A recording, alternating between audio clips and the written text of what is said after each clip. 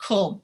So I've built it like a slide because I know that that's the way people do. We can work so they've got something imagery, some pictures to go with what we're doing. So what I'm covering here is just some basics. There'll be a couple of different parts. This is the first part of the time management strategies for a successful business and life, because we want to make sure that, you know, it's about the life. It's not about the business. The business feeds the life, not the other way around. Okay, the very first question to ask yourself at any time that you're feeling overwhelmed or you're feeling that you don't have enough time is look at what you're doing and be honest with yourselves and say, is this the best and highest use of my time? So when I say the best and the highest, I'm about to cover a thing called Four Quadrants. You may have heard of a guy called Stephen Covey or Covey, depends on how you pronounce it. He wrote the book called The 7 Habits of Highly, is it something of people? How good am I going? Highly successful, highly something or other. I'll put a link in the group. Fantastic guy. He's done some really good stuff. And he came up with a strategy, or he came up with a theory to understand time management. And where I think people get stuck is they get stuck into to-do lists, right? If you do a to-do list and it's got 10 or 20 things on it, what happens? How many of them do you actually get through? A couple? 5? We get distracted or stuff happens because guess what? Life happens. And there's a real risk with a to-do list. So I'm not a fan of to-do lists and productivity in some ways. Where it comes in is it's more about how do you want to feel? And this comes into this question around, is this the best and highest use of my time? And what are you really doing with your time? Like, seriously, what are you really doing? So that's going to be a little bit of a challenge that comes out of today. This is the quadrants that Stephen Covey came up with. And it's the 4 quadrants of time management. The things that you're currently spending your time on, because time also, what happens is when people say, oh, I've got not enough time or not enough time, what you're doing is you're giving away the power. You're giving away your power to a thing called time. And we've all got the same amount of time, right? You got the same amount of time, I got the same amount of time. And sometimes we might look at other people and go, well, how the hell do they manage to do all this stuff? And I haven't been able to do it because we've got this script in our heads. It's got, I don't have enough time. So what does that do? What's the pre-frame for that? The pre-frame, of course, is that you don't have enough time. And whatever you keep telling yourself you don't have enough time, your brain doesn't have a filter to say to you, oh, is that real or is it not? The brain just takes everything literally for what it is. It's not an emotional organ. It doesn't have the emotion to it. So we attach the emotion based on habits, based on past life, based on the habitual habit of time. Okay, so what we want to do is get that time back. So part of doing that is I want to run through these 4 quadrants. So I'm starting at quadrant 1. Now this is a quadrant of necessity, which is all the urgent and important tasks which come up in your business. They're things like crisis emergencies, the phone ringing, emails, Facebook messages, statuses, staff members asking, do we need this? All the little things that take up a lot of time that don't really seem like they need to be done, but they're actually getting you, like they're the things like, and this is where we get, it's a little tricky with the old Facebook thing and social media, because screens is one of the international recognised addictions in this world. There's 15. There's only 15 addictions internationally recognised, and screens is one of them. And this problem, from the experience that Paul and I have been through over the last few years, it starts with screens, which is really freaky, right? Because guess what? We're running our businesses from these screens. So quadrant 1 is the crisis and emergency. So it could be fire drills. It could be important and urgent. Quadrant 2 is the ideal place for a business owner to spend their time. Stuff that's really important to your business, but it's non-urgent stuff. So this is the stuff that's really important with working on the business rather than working in the business. So Brenda, this is specifically for you last week and for you, Dave, for last week, because these were questions around the time. Because if you're stuck in quadrant 1, you'll always be working in quadrant 1, and you're not going to actually get where you want as quickly, especially if you're not working in quadrant 2. Now, non-urgent important stuff could be growth strategies, systemising, delegation, marketing plans, business growth, all that kind of stuff. for example, fast-track social media. This is a quadrant of quality and personal leadership, which is focused on building long-term solutions and systems. It's relationship building with your clients and your team. It's a business. It's building your business, your personal development, your business development. It's all that stuff. It's the education. It's the overall health and wellness and spending time with your loved ones, because that's important, but it's not urgent. So family time would go in quadrant 2. So quadrant 3 is the non-important, yet, so it's urgent but not important. This is the quadrant of deception. So it actually could be some of the things that I mentioned in the top, like Facebook notifications, text messages, emails, things that pop up and distract you from the things that you should be working on. Spending lots of time in this particular quadrant has little or no impact on your business and life goals in the long run. And this could be dealing with other people's requests, not being able to say no, being asked to go on a volunteer committee. This is the quadrant that will hold you back, especially if you don't have a lot of time. Okay, quadrant 4. This is the quadrant of waste. It's not urgent and it's unimportant. So mindless TV, web surfing, going through your internet or going through your news feed, watching YouTube, reading gossip sites, watching the news, reading the news, certain phone calls and emails. What I'm saying here, though, it doesn't mean that this stuff isn't okay, because some of this stuff can be good. For example, at the end of the night, I usually will have a couple of games of Bubble Watch Saga, or I play my games for, say, 20 minutes, because I love it. That's my thing at the end of the day. It's mindless, but it's strategic mindless, because I'm switching my brain off from thinking about work or my family or my health or whatever. These 4 quadrants are really important. But unless you know what you're doing with your time, you can't fix it. What are you really doing with your time? Right now is the most important moment of your life. This is a saying by Robert Fritz, and I love it, because this is something that cancer has taught me, is that the most important time now is now. And that second gear or third gear could be the best place to be, and you rev up and you come down. Running at 5th gear all the time isn't sustainable. And when you're running in 5th gear or top gear all the time, things go wrong. So if you're in quadrant 1, you're going to burn out. What we're wanting to do is, if you've got some mindless stuff going on in quadrant 4, we want to swip it to quadrant 2. And this is where we got to be really, how does social media fit in, right? Because we're needing it for business. But how many of you get onto social media and get lost?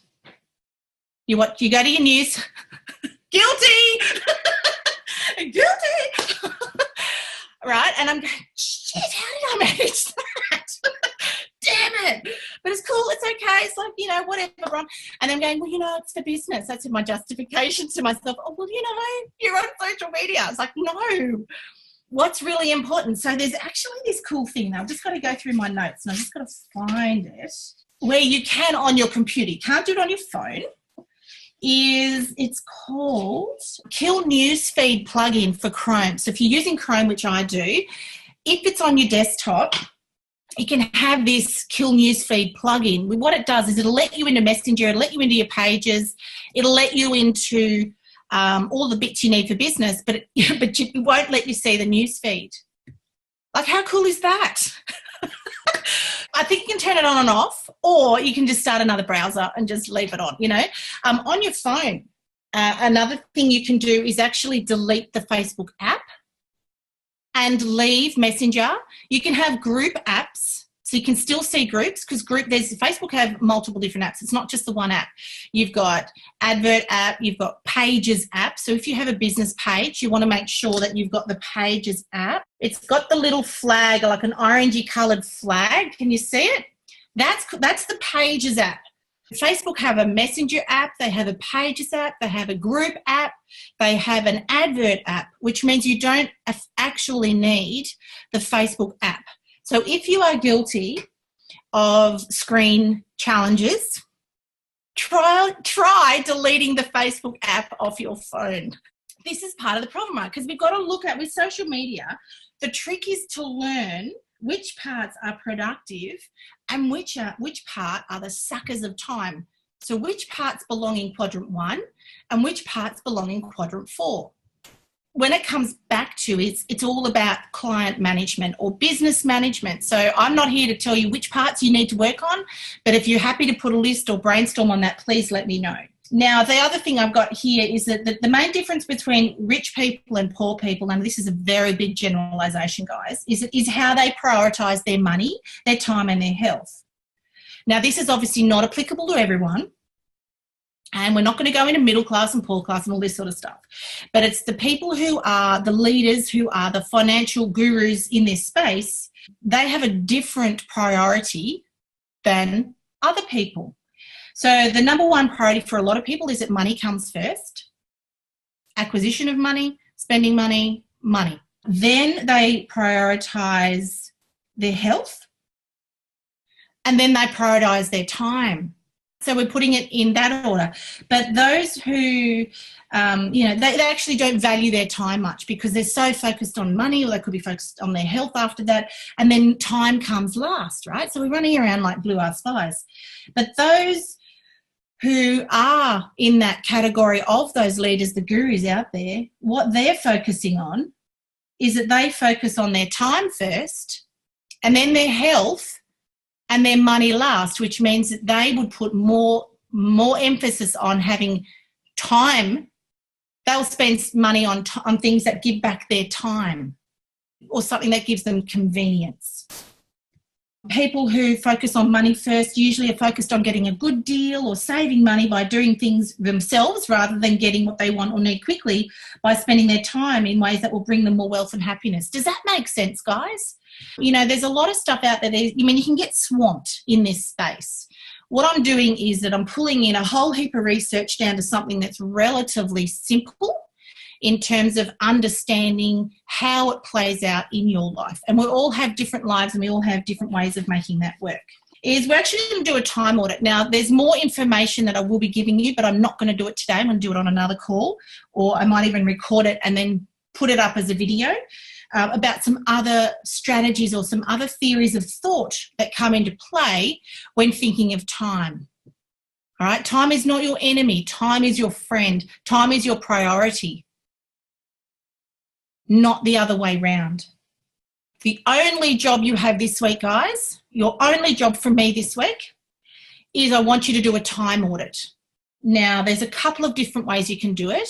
For those of you who like to write stuff down, and remembering that when you write stuff down, it's telling your brain that it's important. Because they say, I think it's around, if you read something, you might get 10% out of a book. But if you read it again, or if you listen to it on audio, if you watch a video, if you mix it up a bit, you can get up to 50% out of what you're doing. The thing here, guys, is that if you've got a diary that's got 15-minute slots, 30-minute slots, get dust it off, and we're going to keep a time audit just for 7 days. A time audit is tracking basically where you spend your time now, because the thing, you guys, we can't change things if we actually don't know what we're dealing with. For example, in the last 3 weeks, I've been watching or calorie counting using MyFitnessPal. I've had it on my phone for years. But it's amazing how much, because it's the focus of putting that in, it's incredible the difference on how I'm choosing my nutrition. Because I'm sort of, at the moment, I've literally just been tracking to keep it to a certain level. I'm not weighing anything, but I'm talking about the calorie counter. Man, it's brilliant. In terms of monitoring, it's just an awareness thing. So this is the same concept here for this time audit. So get out your diaries, guys. What we're doing is we want to see what's going on so that you can make any changes, because we can't make them unless we know exactly what's going on, because you can't take control of something you don't know what you need to take control of. Because time is not the problem, it's how you spend it. So as I said, for those of you who have a diary, who are good at keeping, well, whether you're good or not, if you're playing along on this challenge, and I would really encourage you all, Paul and I are both doing it. I'm going to be doing it with you around time out, because I'd love to know too, especially because of my chemo brain, because I forget things. You can use a pen and paper and write it down. What you want to do is write down pretty much every single thing you do. And I'm not talking down and poking the rubbish out and stuff like that. Put it into 15, 20-minute time slots. Yes, it's detail, and yes, you're going to not enjoy it, but the reward is going to be phenomenal. Every single day, so that you can clearly see where your time's going. And the thing is, though, is that you need to be honest. It's not for me, you're honest for yourself. So if you are on Facebook newsfeed, please document it. There is no checking in, right? I mean, in terms of, if you'd like to, what I want at the end, guys, is going to be literally, and I will come up with something you can fill in. I'll start a Google Doc or something. We'll do something where you can fill it in. Where was your time spent in terms of the quadrants? And it's all up to honesty. And the more honest you are with yourself, the better the outcome. Because then we know where to spend your time, then we know how to switch things from quadrant 4 to quadrant 2 to get you out of the urgent stuff, which means it could be delegating some stuff. It could be all sorts of stuff. Active campaign is doing Sue's heading, right? So you're going to take it out, man, and that's no longer going to be a problem. For a bottle of wine, she's going to get Ramon to do some stuff for her. Versus the 3 hours of struggling on something that may never work. Like, I've learned to do it because I had to back in the day, but I'm delegating because I know the value of that. You can use a Google Calendar. So Google Calendar, you might think, well, I've already got one. We'll start a new one just for this exercise. So Google Cal have their own app for this. So you can download your own. Like because I've got an iPhone, I use the calendar in my phone, but I've downloaded, ready to roll, my Google Calendar, which is a different app for those of you, which means that if you're on Facebook for newsfeed and you get lost for 30 minutes, put it in blue. Work out how you want to manage it. It's up to you how you want to manage it. The other thing you can do is that there's a thing called Rescue Time. I think rescuetime.com, and it records what you do on your computer, and it'll spit out a graph at the end of all that you've been doing on your desktop. Obviously, it doesn't work on your phone. But you want to keep this simple. You want to make it so that you commit to yourself to 7 days. Because as I said, we've all got the same amount of time, so we want to swap out stuff to find what you're really doing, because we're wanting the highest and best use of your time.